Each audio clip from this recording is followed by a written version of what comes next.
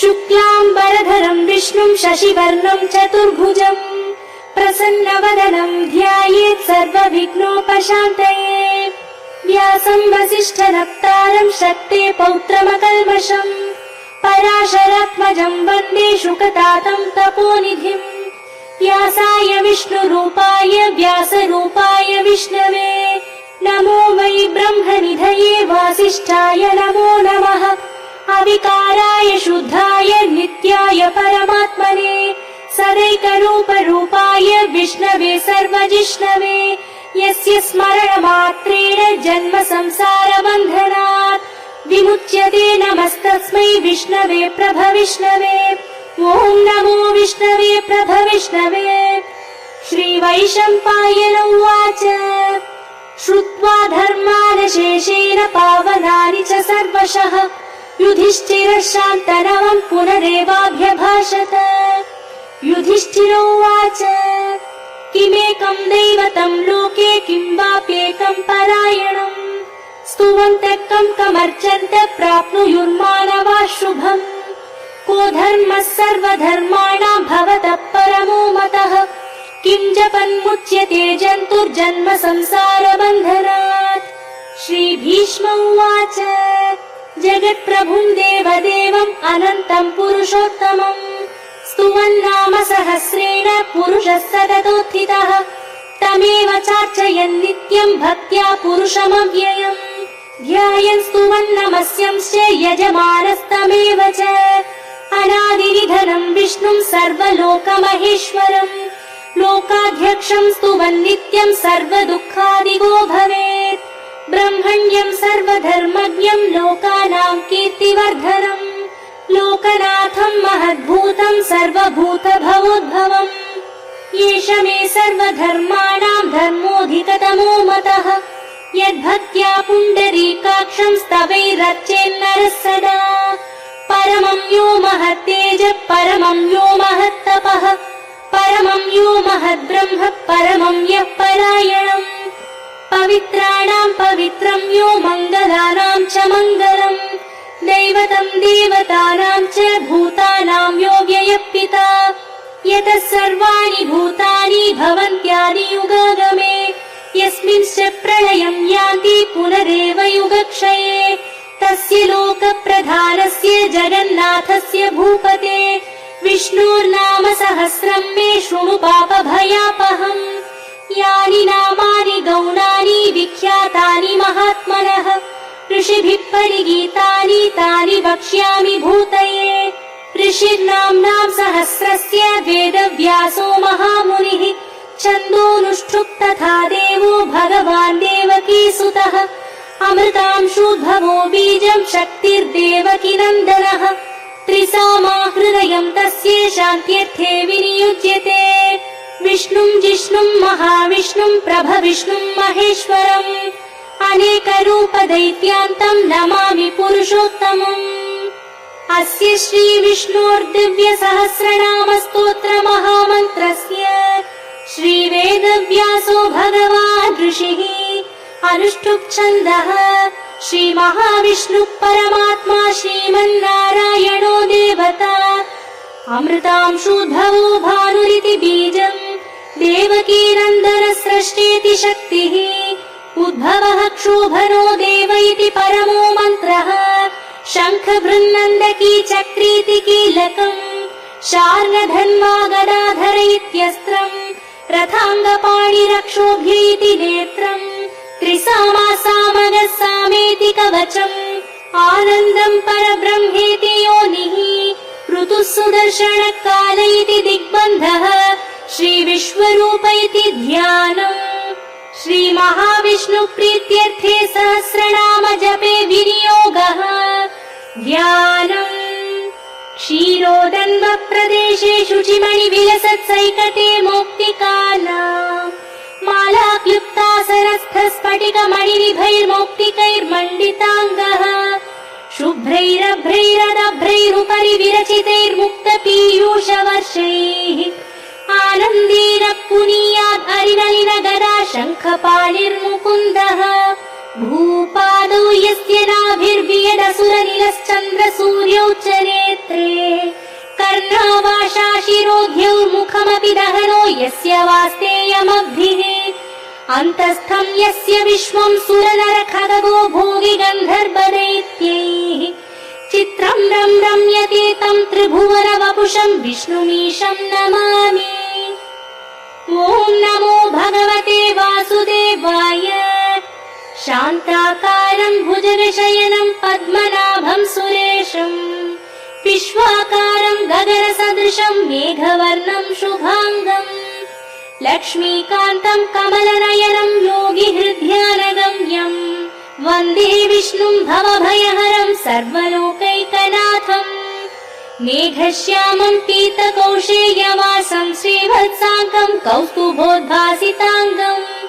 पुण्योपेतं पुण्डरीकायताक्षं विष्णुं वन्दे सर्वलोकैकनाथम्। नमः समस्तभूतानाम् आदिभूताय भूभृते अनेकरूपरूपाय विष्णवे प्रभविष्णवे सशङ्खचक्रं सकिरीटकुण्डलं सपीतवस्त्रं सरसीरुहेक्षणम् सहारवक्षस्थलशोभिकौस्तुभं नमामि विष्णुं शिरसा चतुर्भुजम् छायायां पारिजातस्य हेमसिंहासनोपरि आसीनमम्बुदश्यामम् आयताक्षमलङ्कृतम् चन्द्राननं चतुर्बाहुं श्रीवत्साङ्कितवक्षसम् रुक्मिणी सत्यभामाभ्यां सहितं कृष्णमाश्रये। ॐ विश्वं विष्णुर्वषट्कारो भूतभव्यभवत्प्रभुः भूतकृद्भूतभृद्भावो भूतात्मा भूतभावनः भूतात्मा परमात्मा च मुक्तानां परमा गतिः अव्ययपुरुषः साक्षी क्षेत्रज्ञोऽक्षर एव च योगो योगविदां नेता प्रधानपुरुषेश्वरः नारसिंहवपुः श्रीमान् केशवः पुरुषोत्तमः सर्वशिवस्थानुर्भूतादिर्निधिरव्ययः सम्भवो भावनो भर्ता प्रभव प्रभुरीश्वरः स्वयं भूशम्भुरादित्य पुष्कराक्षो महास्वरः अनादिनिधनो धाता विधाता धातुरुत्तमः अप्रमेयो हृषिकेश पद्मनाभोमर प्रभुः विश्वकर्मा मनुत्वष्टास्तविष्ठस्तविरो ध्रुवः अग्राह्य शाश्वत कृष्णो लोहिताक्ष प्रतर्दनः प्रभूतस्त्रिककुब्धाम पवित्रं मङ्गलं परम् ईशान प्राणद प्राणो ज्येष्ठ श्रेष्ठ प्रजापतिः हिरण्यगर्भो भूगर्भो माधवो मधुसूदनः ईश्वरो विक्रमी धन्वी मेधावी विक्रमक्रमः अनुत्तमो दुराधर्ष कृतज्ञ कृतिरात्मवान्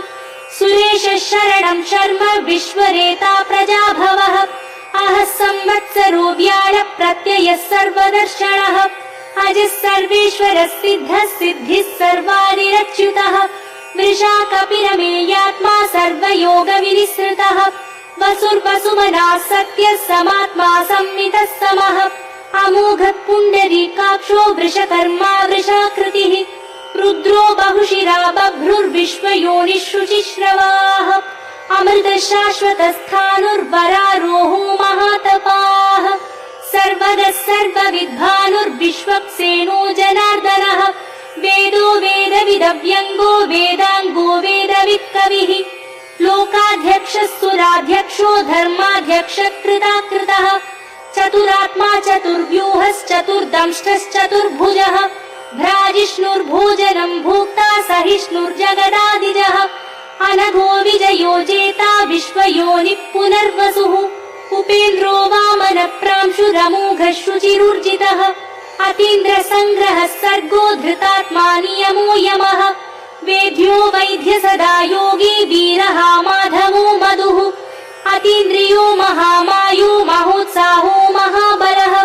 महाबुद्धिर्महावीर्यो महाशक्तिर्महाद्युतिः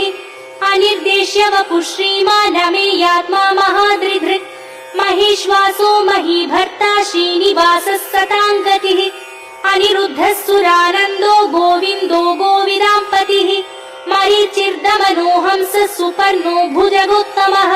हिरण्यनाभसुतपा पद्मनाभ प्रजा अमृत्युः सर्वधृक्सिंहः सन्धाता सन्धिमं स्थिरः अजो दुर्मर्षणः शास्ता विश्रुतात्मा सुरारिः गुरुर्गुरुतमो धामः सत्यः सत्यपराक्रमः निमिषो निमिषस्त्रग्वीवाचस्पतिरुदारधी अग्रणीर्ग्रामणि श्रीमान् न्यायो नेता समीरणः सहस्रमूर्धा विश्वात्मा सहस्राक्षः सहस्रपात् आवर्तनो निवृत्तात्मा संवृतः सम्प्रमर्दनः अहः संवर्तको वह्निरनिलो धरणीधरः सुप्रसाद प्रसन्नात्मा विश्वधृग्विश्वभुग्विभुः सत्कर्ता सत्कृतः साधुर्जन्नुर्नारायणो नरः असंख्येयो प्रमेयात्मा विशिष्टः शिष्टकृच्छुचिः सिद्धार्थः सिद्धसङ्कल्पः सिद्धिदः सिद्धिसाधनः वृषाही वृषभो विष्णुर्वृषपर्वा वृषोदरः वर्धनो वर्धमानश्च विविक्तः श्रुतिसागरः सुभुजो दुर्धरो वाग्मी महेन्द्रो वसुदो वसुः नैकरूपो बृहद्रूपः शिपिविष्टप्रकाशनः ओजस्तेजोद्युतिधरः प्रकाशात्मा प्रतापनः वृद्धस्पष्टाक्षरो मन्त्रश्चन्द्रांशुर्भास्करद्युतिः अमृतांशूद्भवो भानुः शशबिन्दुः सुरेश्वरः औषधम् जगतः सेतु सत्यधर्मपराक्रमः भूतभव्यभवन्नाथः पवनः पावनो नरः कामः कामकृत्कान्तः कामः कामप्रदः प्रभुः युगादिकृद्युगावर्तो नैकमायो महाशनः अदृश्यो व्यक्तरूपश्च सहस्रजिदनन्तजित् इष्टो विशिष्टशिष्टेष्टः शिखण्डी नहुषो वृषः क्रोधः क्रोधकृत्कर्ता विश्वबाहुर्महीधरः अच्युत प्रथित प्राण प्राणदो वासवानुजः अपां निधिरधिष्ठानम् अप्रमत्थ प्रतिष्ठितः स्कन्द स्कन्दधरो धुर्यो वरदो वायुवाहनः वासुदेवो बृहद्भानुरादिदेवः पुरन्दरः अशोकस्तारणस्तारः शूरः शौरिर्जनीश्वरः अनुकूलश्चतावर्तः पद्मी पद्मनिवेक्षणः पद्मनाभोरविन्दाक्षः पद्मगर्भः शरीरभृत् महर्धिरुद्धो वृद्धात्मा महाक्षो गरुडध्वजः अतुलः शरभो भीमः समयज्ञो हविर्हरिः सर्वलक्षणलक्षण्यो लक्ष्मीवान् समितिञ्जयः पिक्षरो रोहितो मार्गो हेतुर्दामोदरः सहः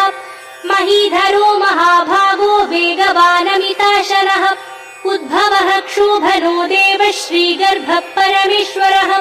करणं कारणं कर्ता विकर्ता गहनो गुहः व्यवसायो व्यवस्थानः संस्थानस्थानदो ध्रुवः परर्धिः परमस्पष्टस्तुष्टः पुष्टः सुभेक्षणः रामो विरामो विरतो मार्गो नेयो नयो नयः वीरः शक्तिमतां श्रेष्ठो धर्मो धर्मविदुत्तमः वैकुण्ठः पुरुषः प्राणः प्राणदः प्रणवः पृतुः हिरण्यगर्भः शत्रुघ्नो व्याप्तो वायुरधोक्षजः ऋतुः सुदर्शनः कालः परमेष्ठी परिग्रहः उग्रः संवत्सरो दक्षो विश्रामो विश्वदक्षिणः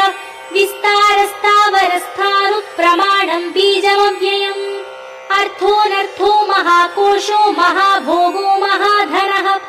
अनिर्विण्णस्तविष्टो भूर्धर्मयूपो महामखः नक्षत्रनेमिर्नक्षत्री क्षमः क्षामः समीहनः यज्ञयुज्यो महेज्यश्च क्रतुः सत्रं सतां गतिः सर्वदर्शी विमुक्तात्मा सर्वज्ञो ज्ञानमुत्तमम् सुव्रतः सुमुखः सूक्ष्मः सुघोषः सुखदः सुहृत् मनोहरोजितक्रोधो वीरबाहुर्विदारणः स्वापनः स्ववशो व्यापी नैकात्मा नैककर्मकृत् वत्सरो वत्सलो वत्सी रत्नगर्भो धनेश्वरः धर्मगुग्धर्मकृद्धर्मी सदसक्षरमक्षरम् अविज्ञाता सहस्रांशुर्विधाता कृतलक्षणः गभस्तिनेमिः सत्त्वस्थः सिंहो भूतमहेश्वरः आदिदेवो महादेवो देवेशो देवभृद्गुरुः उत्तरो गोपतिर्गोप्ता ज्ञानगम्यः पुरातनः शरीरभूतभृद्भोक्ता कपीन्द्रो भूरि दक्षिणः सोमपो मृदपः सोमः पुरुजित् पुरुसत्तमः विनयो जयः सत्यसन्धो दाशाढः सात्वतां पतिः जीवो विनयिता साक्षी मुकुन्दोमित विक्रमः अम्भो निधिरनन्तात्मा महोदधिशयोऽन्तकः अजो महार्हः स्वाभाव्यो जिता मित्र प्रमोदनः आनन्दो नन्दनो नन्दः सत्यधर्मा त्रिविक्रमः महर्षि कपिलाचार्य कृतज्ञो मेदिनीपतिः त्रिपदस्त्रिदशाध्यक्षो महाशृङ्गकृतान्तकृत् महावराहो गोविन्दस्तुषेण कनकाङ्गने गुह्यो गभीरो गहनो गुप्तश्चक्रगदाधरः वेधास्वाङ्गोजित कृष्णो दृढः सङ्कर्षणोच्युतः वरुणो वारुणो वृक्षः पुष्कराक्षो महामनाः भगवान् बहहानन्दी वनमाली हलायुधः आदित्यो ज्योतिरादित्यः सहिष्णुर्गतिसत्तमः सुधन्वा खण्ड परशुर्दारुणो द्रविणप्रदः दिवस्पृक् सर्वदृग्व्यासो वाचस्पतिरयो निजः त्रिसामा सामगः सामन्निर्वाणम् भेषजम् भिषक् सन्न्यासकृच्छमश्शान्तो निष्ठा शान्तिपरायणम् शुभाङ्गः शान्तिरस्रष्टा कुमुदः कुवलेशयः गोहितो गोपतिर्गोप्ता वृषभाक्षो वृषप्रियः अनिवर्ती निवृत्तात्मा संक्षेप्ता क्षेमकृच्छिवः श्रीवत्सवक्षा श्रीवास श्रीपति श्रीमताम्बरः श्रीधः श्रीश श्रीनिवास श्रीनिधि श्रीविभावरः श्रीधर श्रीकर श्रेय श्रीमान् लोकत्रयाश्रयः स्वक्षस्वङ्गः शतानन्दो नन्दिर्ज्योतिर्गणेश्वरः विजितात्मा विधेयात्मा सत्कीर्तिश्चिन्न संशयः उदीर्णः सर्वतश्चक्षुरनीशः शाश्वतस्थिरः भूषयो भूषणो भूतिर्विशोकः शोकनाशनः अर्चिष्मानर्चितः कुम्भो विशुद्धात्मा विशोधरः अनिरुद्धो प्रतिरथः प्रद्युम्नोमित विक्रमः कालनेमिनिहा वीरः शौरिः शूरजनेश्वरः त्रिलोकात्मा त्रिलोकेश केशवः केशिहा हरिः कामदेवः कामपालः कामी कान्तकृदागमः अनिर्देश्य वपुर्विष्णुर्वीरोऽनन्तो धनञ्जयः ब्रह्मण्यो ब्रह्मकृद् ब्रह्मा ब्रह्म ब्रह्म विवर्धनः ब्रह्मविद् ब्राह्मणो ब्रह्मी ब्रह्मज्ञो ब्राह्मणप्रियः महाक्रमो महाकर्मा महातेजा महोरगः महाक्रतुर्महायज्वा महायज्ञो महाहविः स्तव्यस्तव प्रियस्तोत्रम् स्तुतिस्तोतारणप्रियः पूर्णपूरयिता पुण्य पुण्यकीर्तिरनामयः मनोजवस्तीर्थकरो वसुरेता वसुप्रदः वसुप्रदो वासुदेवो वसुर्वसुमनाहविः सद्गतिः सत्कृतिः सत्ता सद्भूतिः सत्परायणः शूरसेनो यदुश्रेष्ठः सन्निवासः सुयामुनः भूता वासो वासुदेवः सर्वासुनिरयो नरः दर्पः दर्पदो दृप्तो दुर्धरोऽथा पराजितः विश्वमूर्तिर्महामूर्तिर्दीप्तमूर्तिरमूर्तिमान् अनेकमूर्तिरव्यक्तः शतमूर्तिः शताननः एको नैकः स वक्त्रः किं यत्तत् पदमनुत्तमम् लोकबन्धुर्लोकनाथो माधवो भक्तवत्सलः सुवर्णवर्णो हेमाङ्गो वराङ्गश्चन्दराङ्गने वीरः विषमशून्यो घृताशीरचलश्चलः अमानी मानदो मान्यो लोकस्वामी त्रिलोकधृक् सुमेधा मेधजोधन्यः सत्यमेधाधराधरः तेजो वृषोद्युतिधरः सर्वशस्त्रभृताम्बरः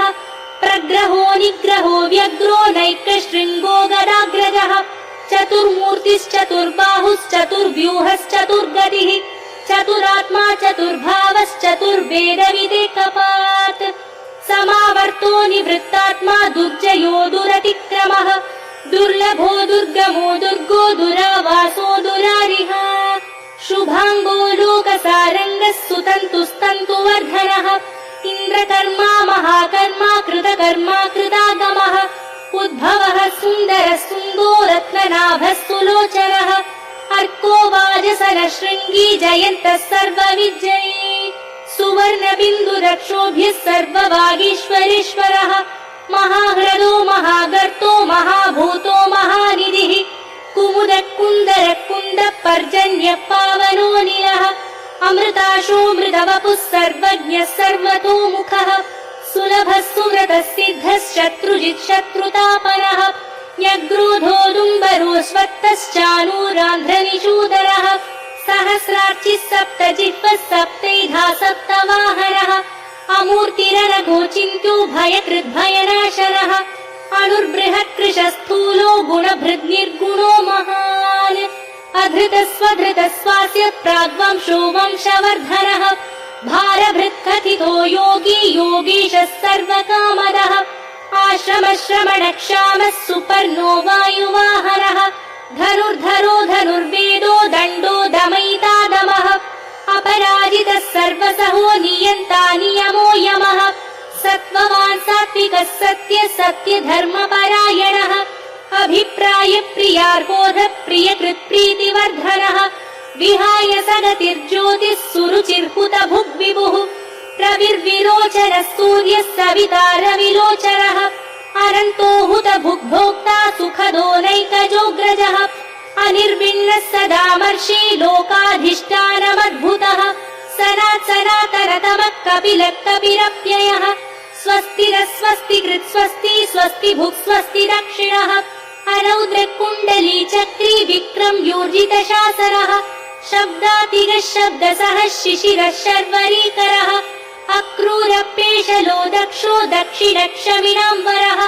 विद्वत्तमो वीतभयः पुण्यश्रवणकीर्तनः उत्तारणो दुष्कृतिः पुण्यो दुःस्वप्ननाशनः वीरः रक्षणः सन्तो जीवनः पर्यवस्थितः अनन्तरूपोऽनन्तश्रीर्जितमन्युर्भयापहः चतुरश्रो गभीरात्मा विदिशो व्यादिशो दिशः अनादिर्भूर्भुवो लक्ष्मी सुवीरो रुचिराङ्गनः जननो जनजन्मादिर्भीमो भीमपराक्रमः आधारनिलयो धाता पुष्पहास प्रजागरः ऊर्ध्वगः सत्पथाचार प्राणद प्रणवपणः प्रमाणं प्राणनिलय प्राणभृत् प्राणजीवनः तत्त्वं तत्त्वविदेकात्मा जन्म मृत्युजरातिगः भूर्भुवः स्वस्तरुस्तारः सविता प्रपितामहः यज्ञो यज्ञपतिर्यज्वा यज्ञाङ्गो यज्ञवाहनः यज्ञभृद्यज्ञकृद्यज्ञी यज्ञभुग्यज्ञसाधनः यज्ञान्तकृद्यज्ञगुह्यम् अन्नमन्नादयेव च आत्मयोनिः स्वयं जातो वैखानः सामगायनः देवकीनन्दनः स्रष्टा क्षितीशः पापनाशनः शङ्खबृन्नन्दकी चक्री शार्ङ्गधन्वागदाधरः रथाङ्गपाणिरक्षोभ्यः सर्वप्रहरणायुधः सर्वप्रहरणायुध ॐ नम इति वनमाली गदी शार्ङ्गी शङ्खी चक्री च नन्दकी श्रीमान्नारायणो विष्णुर्वासुदेवोऽभिरक्षतु वनमाली गदी शार्ङ्गी शङ्खी चक्री च नन्दकी श्रीमान्नारायणो विष्णुर्वासुदेवोऽभिरक्षतु वनमाली गदी शार्ङ्गी शङ्खी चक्री च नन्दकी श्रीमान्नारायणो विष्णुर्वासुदेवोऽभिरक्षतु इतीदं कीर्तनीयस्य केशवस्य महात्मनः नाम्नां सहस्रं दिव्यानामशेषेण प्रकीर्तितम् य इदं शृणुयात् नित्यं यश्चापि परिकीर्तयेत् नाशुभं प्राप्नुयात् किञ्चित् सोमुत्रेह च मानवः वेदान्तगो ब्राह्मणः स्यात् क्षत्रियो विजयी भवेत् वैश्यो धनसमृद्धः स्यात् शूद्रः सुखमवाप्नुयात् धर्मार्थी प्राप्नुयात् धर्मम् अर्थार्थी चार्थमाप्नुयात् कामानवाप्नुयात् कामी प्रजार्थी प्राप्नुयात् प्रजाम् भक्तिमान् यस्तदोत्थाय शुचिस्तद्गतमानसः सहस्रं वासुदेवस्य नाम्नामेतत् प्रकीर्तयेत् यशः प्राप्नोति विपुलं ज्ञाति प्राधान्यमेव च अचलां श्रियमाप्नोति श्रेयः प्राप्नोत्यनुत्तमम् न भयं क्वचिदाप्नोति वीर्यं तेजश्च विन्दति भवत्यरोगो द्युतिमान् बलरूपगुणान्वितः रोगार्तो मुच्यते रोगात् बद्धो मुच्येत बन्धनात् भयान्मुच्येत भीतस्तु मुच्येतापन्नापदः दुर्गान्यतितरत्याशु पुरुषः पुरुषोत्तमम् स्तुवन्ना नाम सहस्रेण नित्यं भक्ति समन्वितः वासुदेवाश्रयो मर्त्यो वासुदेव परायणः सर्वपाप विशुद्धात्मा याति ब्रह्म सनातनम् न वासुदेव भक्तानामशुभं विद्यते क्वचित् जन्म मृत्यु जरा व्याधि भयं नैवोपजायते इमं स्तवमधीयान श्रद्धा भक्ति समन्वितः युज्येतात्मसुखक्षान्ति श्रीधृति स्मृति कीर्तिभिः न क्रोधो न च मात्सर्यं न लोभो नाशुभा मतिः भवन्ति कृतपुण्यानां भक्तानां पुरुषोत्तमे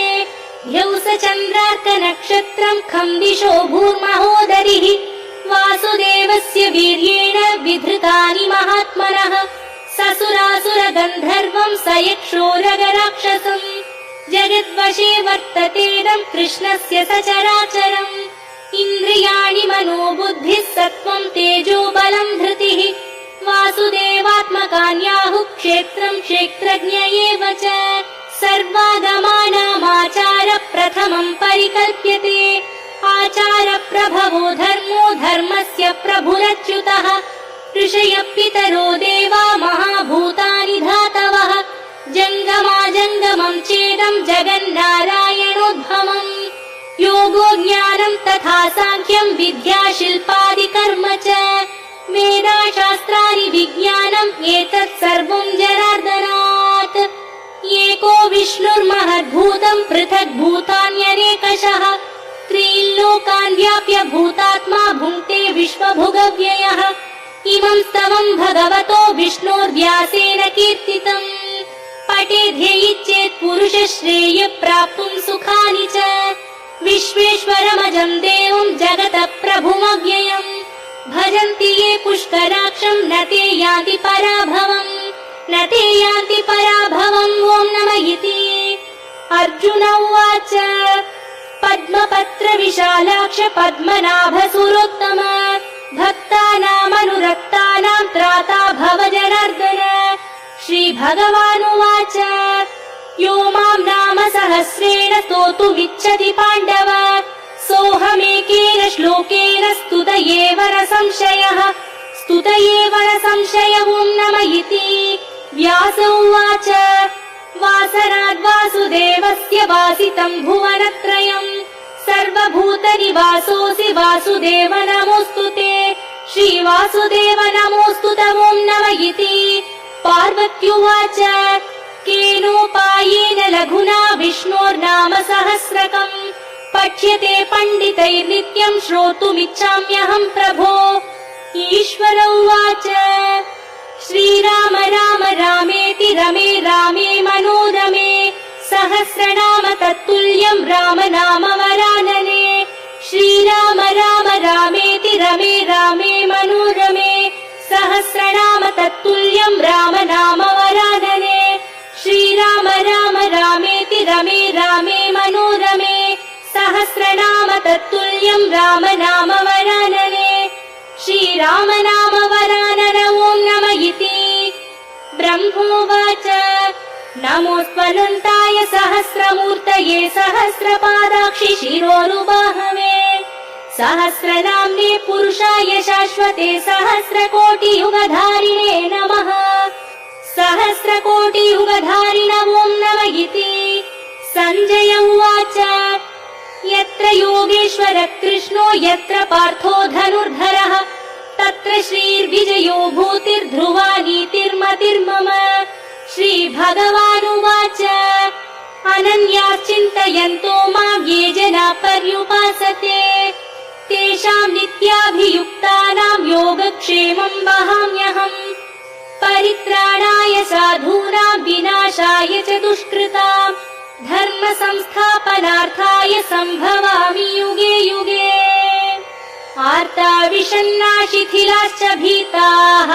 घोरेषु च व्याधिषु वर्तमानाः संकीर्त्य नारायण शब्दमात्रम् विमुक्त दुःखाः सुखिनो भवन्तु कायेन वाचा मनसेन्द्रियैर्वा बुद्ध्यात्मना वा प्रकृते स्वभावात् करोमि यद्यत् सकलं परस्मै नारायणायेति समर्पयामि।